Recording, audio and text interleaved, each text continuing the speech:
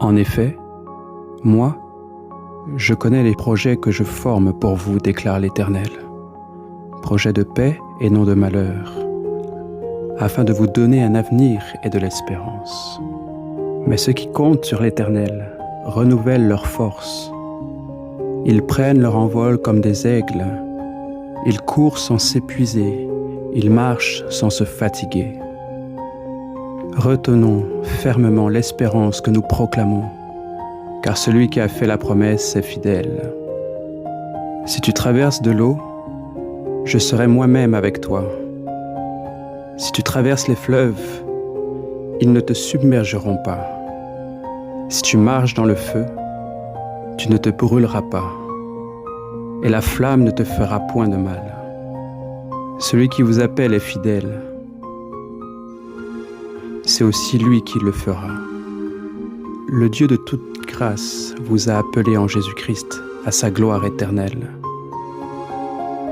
Après que vous aurez souffert un peu de temps, il vous rétablira lui-même, vous affermira, vous fortifiera, vous rendra inébranlable. Le Seigneur ne tarde pas dans l'accomplissement de la promesse, comme certains le pensent. Au contraire, il fait preuve de patience envers nous, voulant qu'aucun ne périsse, mais que tous parviennent à la repentance. Demandez et l'on vous donnera. Cherchez et vous trouverez. Frappez et l'on vous ouvrira. Sache donc que c'est l'Éternel, ton Dieu, qui est Dieu.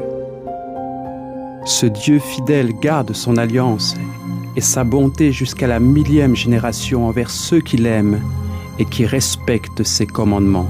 Jésus lui dit : « C'est moi qui suis la résurrection et la vie. Celui qui croit en moi vivra, même s'il meurt. Et toute personne qui vit et croit en moi ne mourra jamais. Crois-tu cela ? Puisque nous avons de telles promesses, bien-aimés, purifions-nous de tout ce qui souille notre corps et notre esprit, et poursuivons jusqu'au bout la sainteté dans la crainte de Dieu. Voici, je me tiens à la porte et je frappe. Si quelqu'un entend ma voix et ouvre la porte, j'entrerai chez lui et je souperai avec lui et lui avec moi. J'ai placé mon arc parmi les nuages. Il servira de signe de l'alliance conclue entre moi et la terre. Le vainqueur sera habillé de vêtements blancs. Je n'effacerai pas son nom du livre de vie, et je le reconnaîtrai devant mon Père et devant tous ses anges. Dieu n'est pas un homme pour mentir, ni le fils d'un homme pour revenir sur sa décision. Ce qu'il a dit, ne le fera-t-il pas ? Ce qu'il a déclaré, ne l'accomplira-t-il pas ? Celle-ci nous assure les plus grandes et les plus précieuses promesses. Ainsi, grâce à elle, vous pouvez fuir la corruption qui existe dans le monde par la convoitise et devenir participant de la nature divine. Reconnaissez de tout votre cœur et de toute votre âme qu'aucune des bonnes paroles dites à votre sujet par l'Éternel, votre Dieu, n'est restée sans effet. Toutes se sont réalisées pour vous, aucune n'est restée sans effet. En effet, Dieu a tant aimé le monde qu'il a donné son Fils unique afin que quiconque croit en lui ne périsse pas mais ait la vie éternelle. Bien-aimés, nous sommes maintenant enfants de Dieu, et ce que nous serons un jour n'a pas encore été révélé.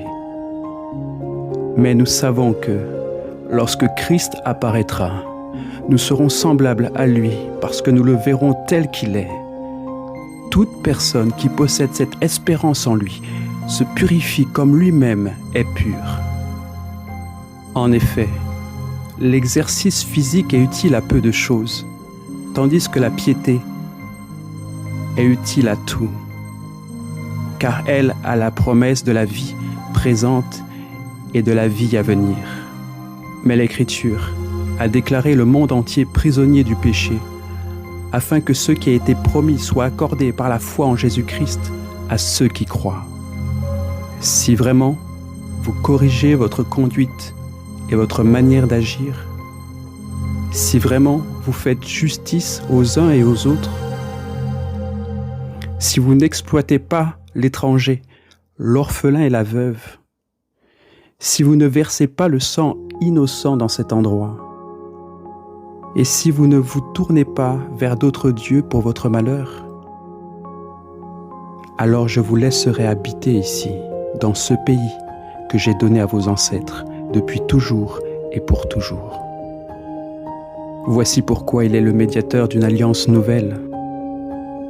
Sa mort est intervenue pour le rachat des transgressions commises sous la première alliance, afin que ceux qui ont été appelés reçoivent l'héritage éternel promis. J'établis mon alliance avec vous.